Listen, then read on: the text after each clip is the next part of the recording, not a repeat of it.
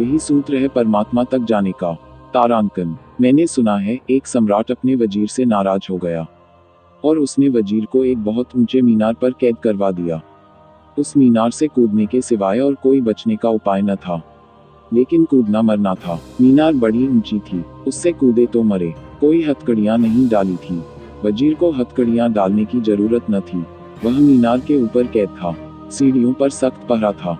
सीढ़ियों से आ नहीं सकता था। हर सीढ़ी पर सैनिक था। द्वारों पर कई द्वार थे, द्वारों पर ताले पड़े थे। मगर उसे खुला छोड़ दिया था मीनार पर। जब सब रो रहे थे, प्रियजन उसे विदा दे रहे थे, उसकी पत्नी ने कहा, हम इतने रो रहे हैं और तुम इतने शांत हो। बात क्या है? उसने कहा, फिक्र न कर। अगर तू एक रेशम का पतला धागा भी मुझ तक पहुंचा देगी तो बस मैं निकल आऊंगा।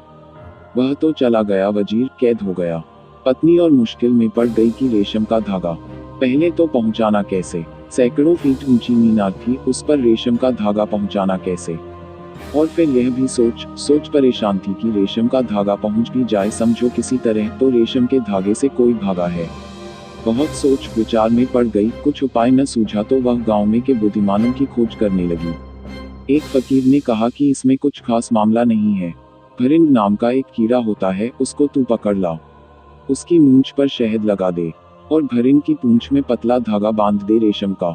उसने कहा, फिर क्या होगा? उसने कहा, भरिंड को मीनार पर छोड़ दे।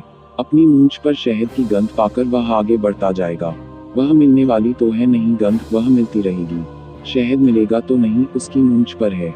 तो वह हटता जाएगा और भरिंड सीधा जाता है।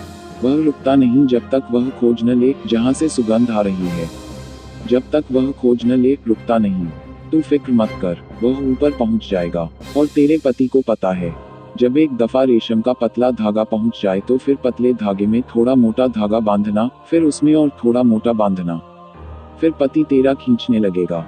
फिर रस्सी बांध देना, फिर मोटे रस्से बांध देना, फिर रास्ता खुल गया। पत्नी को बात समझ में आ गई। यह गणित बहुत सीधा है। भरिंड कीड़े को पकड़ लिया, उसकी मूंछ पर मधु लगा दिया, पूंछ में पतले से पतला धागा बांध दिया।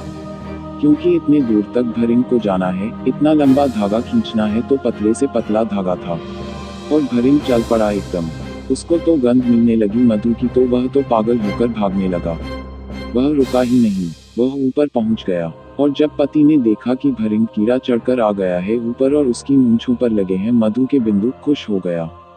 धागे को पकड़ लिया। बस थोड़ी ही देर में धागे से मोटी रस्सी, मोटी से और मोटी रस्सी, और मोटी रस्सी, रस्सा निकल भागा। यही सूत्र है परमात्मा तक जाने का। तुम्हारे भीतर जो अभी छोटा सा रेशम का धागा जैसा है, बड़ा महीन है, पकड़ में भी नहीं आता, वह जो तुम्हारे भीतर होश है, बस उस होश को पकड़ लो। वह जो तुम्हारे भीतर चैतन्य है, उसको पकड़ लो। ध्यान कुछ और नहीं, इस होश के धागे को पकड़ लेने का नाम है।